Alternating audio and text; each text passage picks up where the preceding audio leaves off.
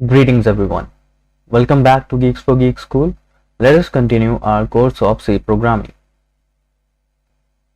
Part 21. In this video, we're going to learn about functions. So let's begin. Functions are basically a certain set of code that performs a specific task.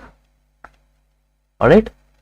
They are meant to perform a special task that can be reused again and again in the program. Alright? तो functions क्या है? एक simple सा code है जो again and again use कर सकते हैं in the program according to our comfort. Alright? Imagine a scenario जहां पे हमें एक स्क्वायर का एरिया जो है वो कैलकुलेट करना है. Alright? तो उस केस में एक फंक्शन बनाएंगे हम जहां पे स्क्वायर का एरिया जो होगा वो क्या होगा?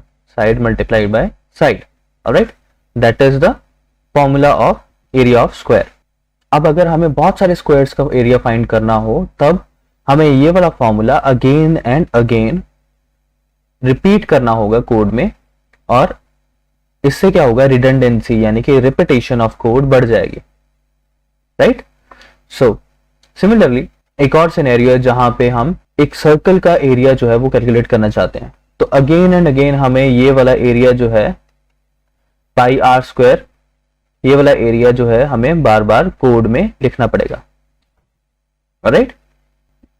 सो to decrease this repetition of code, this redundancy, we use functions. They help in reducing this. Understood? Right. So functions जो होते हैं वो क्या क्या करते हैं? They perform a specific task according to whatever you want to calculate inside the function. Alright? चाहे वो एवरेज हो, चाहे वो एरियाज हो, चाहे वो पेरीमीटर्स हो, anything that you want to perform inside the function can be reused again and again. It reduces repetition of code. That is a very beautiful feature of functions, that they can be reused again and again. And it divides the problem into smaller pieces. Imagine a scenario जहां पे हमें एक calculator बनाना है. तो उसमें हम क्या करेंगे? एक एडिशन का अलग से फंक्शन बना लेंगे, सब्ट्रैक्शन का अलग से, मल्टीप्लिकेशन का अलग से, और डिवीजन का अलग से बना लेंगे फंक्शन. राइट? और जब भी यूजर ने वैल्यूज इनपुट करी तो हमें दोबारा कोड लिखने की जरूरत नहीं है. We will call these functions again and again in order to solve the problems. Right? And the fourth one is, it makes the code clean and easy to understand. Of course, consider this. If you want to check the code for addition, हमें ये देखना है कि addition वाला code जो है वो हमें सही लिखा है या नहीं लिखा. हमें ये देखना है कि subtraction का कोड जो है सही लिखा है या नहीं लिखा. तो instead of correcting it again and again on each and every line of the code, we can only rectify in the function definition. Right? तो एक ही जगह पे हम करेक्शन कर देंगे और वो पूरे कोड में सही हो जाएगी mistake. Understood? Now let us see the syntax of functions. This is the syntax. The first one is the return type. Return type defines the type of function that you are going to create. It could be integer, it could be float, it could be char, और anything that you want can be the return type of the function. अब आपको याद होगा कि हम लिखते हैं int main. Right? Int main लिखते हैं. This is the return type. Right? So next one is the function name. Here in the main function it was the main, that is the function name. We can give any function name that you want, given that it follows the naming rules. Remember the naming rules? So it could be, if you want to make a function for circle area, it could be like this. Right? For square area it could be like this. Right? For addition we could simply create a simple function like this, or for subtraction it could be this one. This is the function name, and these are the parameters. These are the values that are sent to the function to calculate the results. For example, अगर हमें circle का area find करना है तो उसके अंदर हम क्या वैल्यूज भेजेंगे।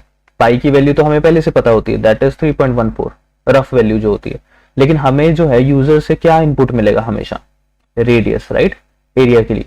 तो हम रेडियस की वैल्यू सर्कल के एरिया में भेजेंगे, that is the parameter that the circle area function requires, right, it requires this. Similarly square का एरिया अगर कैलकुलेट करना है तो कौन सा पैरामीटर इसको चाहिए होगा, साइड, राइट। एडिशन के लिए जो नंबर्स होंगे वो चाहिए होंगे, दैट इज ए, अगर दो नंबर्स का एडिशन कर रहा है तो ए और बी चाहिए होगा इसको। These are the parameters that it will be needing, right. So these are the parameters. Next one is the body of the function and the lines of code it will contain. Understood? All of the code lines will be included in this body. तो अगर हमें एक area calculate करना है तो हम एक variable बनाएंगे, that is float area equals to, अगर सर्कल का एरिया है तो 3.14 जो भी पाई की वैल्यू है multiplied by radius multiplied by radius, right. This will be the variable that will calculate the area of circle. और इसमें पैरामीटर क्या होगा, पैरामीटर्स जो होते हैं उनका डेटा टाइप भी होता है, दैट इज अगर इस सिनेरियो में बात करें तो हमें रेडियस चाहिए और रेडियस जो है फ्लोट में लेंगे हम, फ्लोट आर। तो जब रेडियस में वैल्यू आएगी तो it will calculate the area. Let us assume our return type is float, function name is circle area and we're going to take input of radius, that is float r, right. This is the return type, function name and the parameter.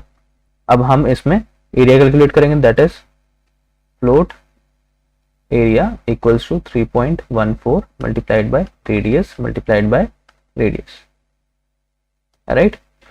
अब remember the jumping statements, right. So it will send the area back to the main function, understood, and area will be printed. So let us talk about the function types. अब function दो type के होते हैं। The first one is the standard library functions. ये वाले जो functions होते हैं ये pre-defined होते हैं, यानी कि हमें ये वाले functions की definition नहीं देनी होती। They are already defined inside the standard libraries. Remember the library of standard input output stdio.h. Similarly there are more libraries such as math.h. इसमें क्या होता है, इसमें functions होते हैं ये वाले square root function और power function.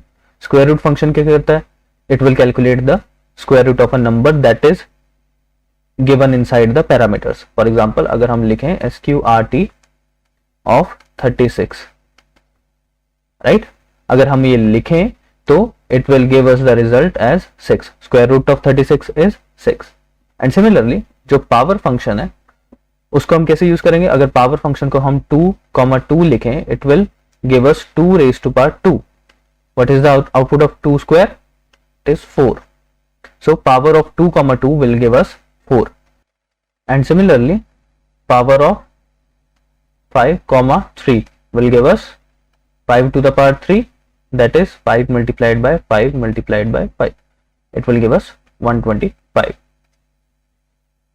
Understood the concept of standard library function, right? So these are the standard library functions that are already present inside the standard libraries of C. You don't have to define these. The next one is the user defined functions. अब ये जो functions है ये हमें खुद define करने पड़ते हैं। फॉर एग्जाम्पल जैसे हमारा फंक्शन था एरिया वाला, अब ये वाला फंक्शन जो है ये हमें खुद लिखना पड़ेगा, इसकी जो फंक्शनैलिटी है वो हमें खुद डिफाइन करनी होगी। दैट इज एरिया का जो भी फॉर्मूला है, अगर रेक्टेंगल है तो length multiplied by breadth, right. तो इसके लिए हमारे पैरामीटर्स हो जाएंगे L and B. Understood? So these are the user defined functions जो हम खुद डिफाइन करेंगे। The next one is the parameters. Now let us learn about the parameters. अब पैरामीटर्स जो होते हैं वो दो टाइप के होते हैं, एक होते हैं फॉर्मल पैरामीटर्स और एक होते हैं actual parameters. Now let us take a scenario in order to understand this. This is the user defined function, alright.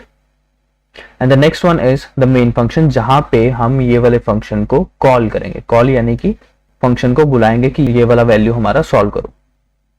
Right, तो हम इस फंक्शन कॉल पे जब हम जो वैल्यूज इसको भेज रहे हैं, these values are sent to the user defined function. These values are known as the actual parameters.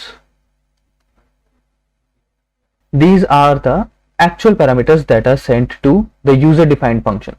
Alright, after this, when these values are received by the user defined function, that is 10 and 20, 10 and 20 are received by this function as x equals to 10 and y equals to 20. Understood? These are the formal parameters. These are the variables that are local to this function. Understood? जब हम ये values 10 and 20 भेजते हैं तो इसके formal parameters को assign हो जाती हैं ये वाली वैल्यूज. ऑलराइट, तो हमारा यहाँ पे x जो है वो 10 बन जाएगा और y हमारा 20 बन जाएगा. For example int c equals to x plus y. So जब हम ये एडिशन परफॉर्म करेंगे, it will take the values of x as 10 and y as 20. And it will store the value of 30 inside the C. This is the concept of actual and formal parameters. Actual parameters are given at function call and formal parameters are given at the function definition. Understood? This is the concept of parameters. Alright, that's it for this video. Stay tuned for further updates. For more information, visit geeksforgeeks.org. Also, don't forget to visit the Geeks for Geeks school channel where you can find various kinds of courses that are available, such as machine learning courses, Arduino based courses, mathematics for kids courses, Sprite labs, and much more to explore from the channel. Do visit.